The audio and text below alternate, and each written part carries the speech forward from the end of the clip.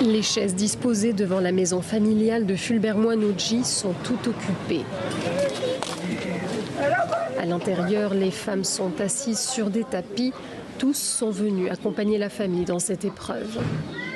Dimanche soir, Fulbert Mwanodji a été enterré à quelques kilomètres d'Abéché. Mais sa famille dit ne pas avoir été prévenue. Sans avoir récupéré le corps et sans avoir assisté à l'enterrement, difficile de faire le deuil. Je ne vous crois pas, Fulbert ne va pas se suicider. Fulbert, que je le connais, ne va pas se suicider. Fulbert demande de l'aide. Fulbert demande de l'aide. Fulbert demande le secours. Comment quelqu'un... Non. Dites-moi la vérité. Et à ma grande surprise, j'ai vu dans les réseaux sociaux, j'ai vu son corps. J'ai vu son corps. C'est quelqu'un... Qu'est-ce qu'il a fait pour mériter ça? Déterre mon frère. Je veux l'enterrer dignement. Je veux l'enterrer à côté de ses parents au Tchad, à N'Djamena. Son cousin Germain est lui aussi sous le choc. Il demande que justice soit faite. Dans notre pays, le constat parfois est amer lorsqu'il y a des tragédies de ce genre.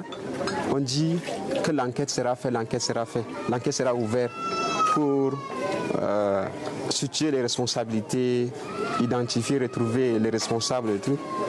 Mais dans ce cadre de figure, peu des enquêtes fournissent des réponses claires, fournissent des conclusions claires. Donc à ce niveau, nous restons pessimistes.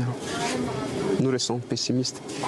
Et c'est à l'État tchadien de nous prouver qu'il existe vraiment la justice au Tchad. Plusieurs partis d'opposition demandent au gouvernement de diligenter une enquête indépendante. Le ministre tchadien de la Communication et porte-parole du gouvernement exprime ses condoléances à la famille et tente de répondre aux inquiétudes. Nous avons une justice dans laquelle nous avons confiance. Elle est libre et indépendante. Elle agit selon les règles édifiées et dictées par la justice, par la Constitution. Chacun est dans son rôle de se poser des questions, mais la récupération politique n'est pas opportune dans ces cas tragiques. En attendant de pouvoir récupérer le corps de Fulbert Mwanodji et de l'enterrer à N'Djamena, sa famille organise une prière de consolation en son honneur ce jeudi.